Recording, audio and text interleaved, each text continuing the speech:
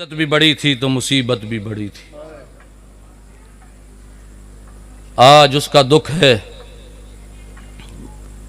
یہ سفر کا مہینہ، آج وہ بازار شام میں داخل ہوا ہے جو حسین کا 23 سال کا جوان، اجرکم من اللہ۔ کئی آنکھیں نم ہوگی، کئیوں نے ہائے کہہ دیا۔ آپ سوال کریں شاہ جی آپ نے جوان کیا، ہم نے تو سنا ہے اس کی کمر جھک گئی تھی، اس کی آنکھوں سے خون جاری تھا، جہاں بیٹھتا تھا روتا تھا۔ پانی سوال کرے کیا ہوا؟ اس دکھ کا اظہار میرے مولا سجاد نے خود کیا۔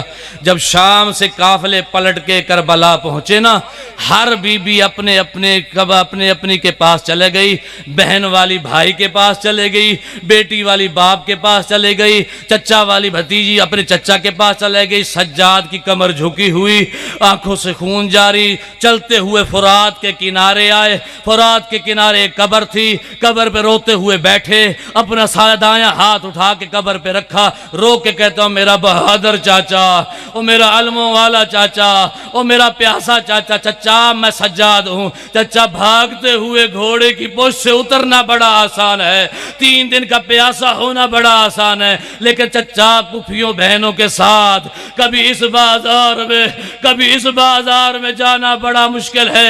رو کے کہتے چچا ایک بار قبر سے باہر آ، اور قبر سے باہر آ کے دیکھ میں شام سے 12 بیویاں بچا کے لے آیا ہوں، پہچان کے بتا ان میں سے تیری مرشد زادی زینب کو اجرکم من اللہ۔ یہ سجاد کے دکھ، تو سجاد مولا سے پوچھا گیا کہ مولا کس دکھ نے آپ کو ضعیف فرما دیا؟ فرمایا مجھے کھا گئے پھوپھیوں کا ساتھ بازار میں جانا، پھوپھیوں کا ننگا سر بازار میں جانا، اکبر کے قاتل کے ساتھ سفر کرنا۔ فرمایا مجھے کھا گئے 4 سال کی بہن کے سوال۔ آزاد جب شام کے باہر قافلہ پہنچا نا، جب قافلہ پہنچا تو آواز آئی، منادی والے نے کہا رک جاؤ، ابھی شہر میں داخل نہیں ہونا۔ امام خود روایت فرماتے ہیں، کہا اتنی دیر ہو گئی کہ ایک صبح سے دوسری صبح نمودار ہو گئی۔